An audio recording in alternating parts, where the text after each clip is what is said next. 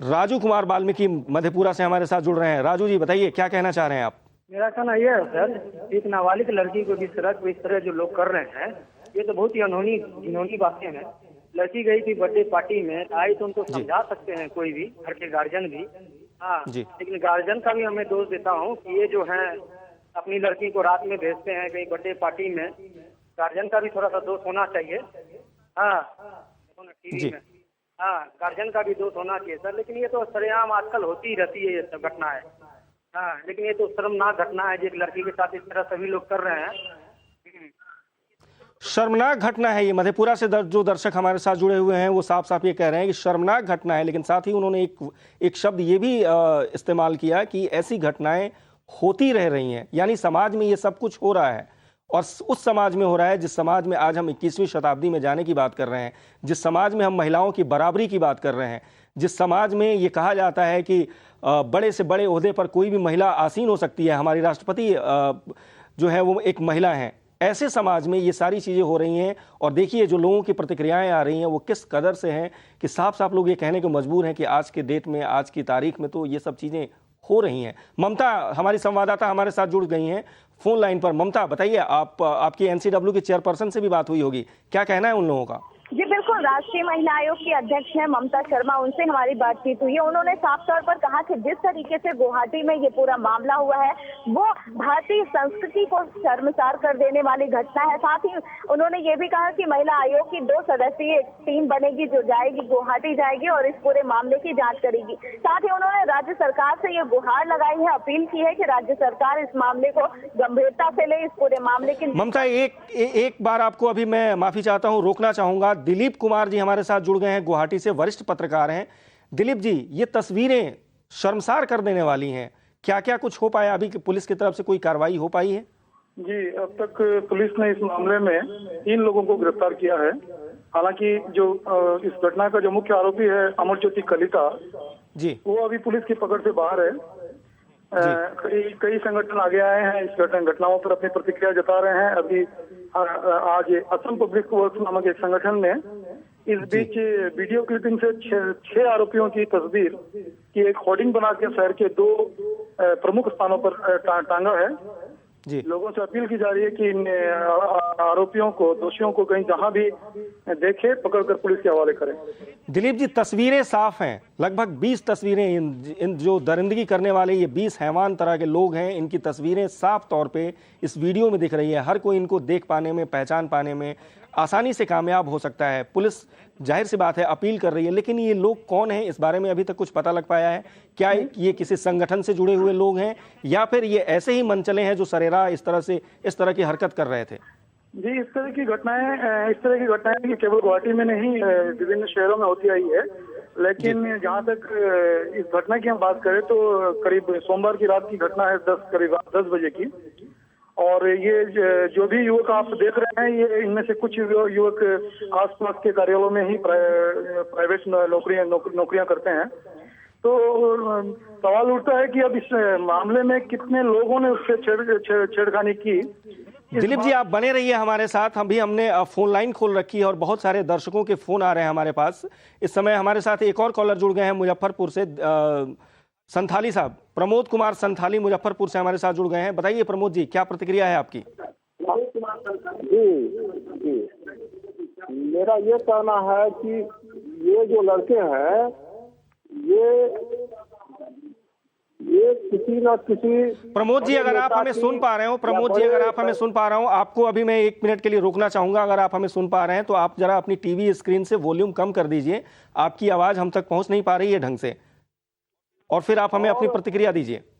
Police अपराधी और नेताओं का जो यह गठजोड़ हो गया है देश के अंदर में, और ये भ्रष्टाचार जो इन लोग को तीनों के बीच में फैल गया है, ये इस देश की आम जनता को कुछ नहीं समझते हैं।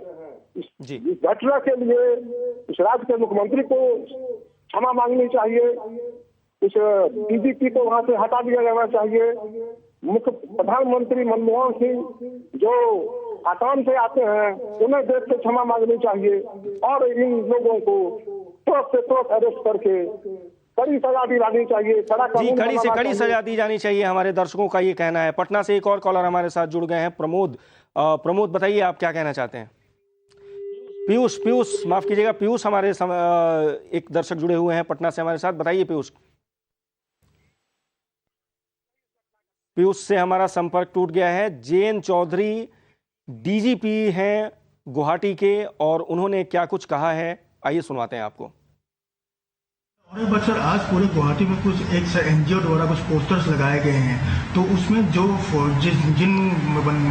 जिनके फोटोग्राफ लगाए गए, तो क्या वही वो लोग हैं? कितने महिलाएं हैं? टोटल हमारे पॉपुलेशन 18 लाख है। 18 लाख में यदि आप अंदाज में हिसाब करें, कम से कम 5, 6, 7 लाख तो महिलाएं तो होंगे। 5, 6, 7 लाख महिलाएं में आपके 2 या 3 घटने का है। नहीं होना चाहिए, पर यदि प्रोपोर्शन देखें दूसरे शहर के कंपैरिजन में गुवाहाटी बिल्कुल सुरक्षा है। सुना आपने, डीजीपी साहब जे.एन. सिंह डीजीपी साहब जुड़े हुए थे, अभी जो बता रहे थे उनके अनुसार कई शहरों में इस तरह की घटनाएं होती हैं और डीजीपी साहब बड़े ही कैजुअल तरीके से उन्होंने बताया कि 18 लाख पॉपुलेशन है, उसमें 7-8 लाख महिलाएं होंगी और इस तरह की एक आध घटनाएं हो जाती हैं। शर्मसार कर देने वाला ये उनका बयान भी है इन तस्वीरों के साथ साथ। महुआ न्यूज़ पर हम लगातार एक मुहिम चलाए हुए हैं और दर्शकों से हम अपनी राय ले रहे हैं कि इन तस्वीरों को देख करके दर्शक क्या कह रहे हैं। राजन कुमार एक और कॉलर हमारे साथ पटना से जुड़ गए हैं। बताइए राजन, क्या प्रतिक्रिया है आपकी, क्या कहना चाहते हैं? जिस तरह से देखा जाए ये हरकत तो हर तरह होते रहती है। इस पे राजनेता लोग ध्यान नहीं देते हैं। एक से एक दिग्गज लोग रहते हैं जो इस संबंध में कोई कार्यवाही नहीं करते और कुछ लोग मनचले होते हैं या इन लोग का गिरोह होता है या संगठन होता है जो कहीं भी किसी तरह के घटना को अंजाम देते हैं या छेड़खानी हो या कुछ भी हो, इस पे पुलिस लोग कार्रवाई नहीं कर पाती है ठीक तरह से। वो लोग क्या चाहती है क्या नहीं चाहते हैं। जी, लेकिन इन मंचलों पर लगाम कसना समाज का भी दायित्व बनता है। जो लोग इस घटना को देख रहे थे उन्हें भी ये सोचना चाहिए, वो लोग भी इसको रोक सकते थे। 10 मंचले जो है इस ढंग से हरकत कर रहे हैं और उन्हें रोकना जो है समाज का भी और जो भी देख रहा था उनका दायित्व बनता है।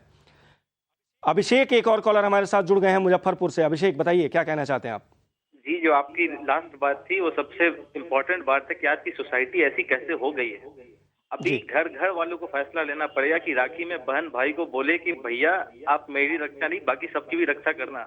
माँ बोले कि बेटा अगर कोई और लड़की संसार हो रही हो तो सोचना कि तेरी माँ भी उसमें हो सकती थी कभी, करके सबको आगे बढ़ना पड़ेगा, नहीं तो ऐसा ही चलेगा। सेकंड बात, जी बिल्कुल, काफी अहम बात कही अभिषेक आपने कि राखी आने वाली है और ऐसे में हर बहन को अपने भाई से यही कहना पड़ेगा कि समाज में किसी भी लड़की के साथ अगर इस ढंग की हरकत हो रही है तो वो आगे आए और रोके, क्योंकि ये हम सब का दायित्व बनता है कि अगर समाज में कहीं किसी तरह की कोई कुरीति दिख रही है, कोई कोड़ दिख रही है तो उसे काटना, उसे हटाना, उसे खत्म करना हमारा दायित्व बनता है, क्योंकि इंसानियत को शर्मसार कर देने वाली ये तस्वीरें दिल को दहला देती हैं। प्रमोद कुमार एक और कॉलर हमारे साथ जुड़ गए हैं पटना से। बताइए प्रमोद, क्या कहना चाहते हैं आप?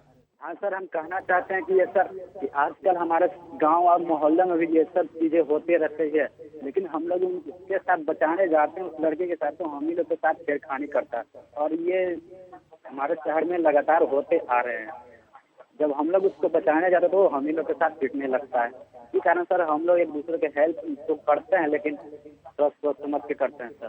जी, कहीं ना कहीं कमियां हैं लेकिन सबको आगे आना पड़ेगा, प्रशासन से लेकर के समाज के एक एक आदमी को आगे आना पड़ेगा और तभी इस तरह की घटनाओं को रोका जा सकता है, सभ्यता और संस्कृति को बचाई जा सकती है और इस तरह की शर्मनाक तस्वीरें आपके सामने नहीं आ पाएंगी और ये तभी होगा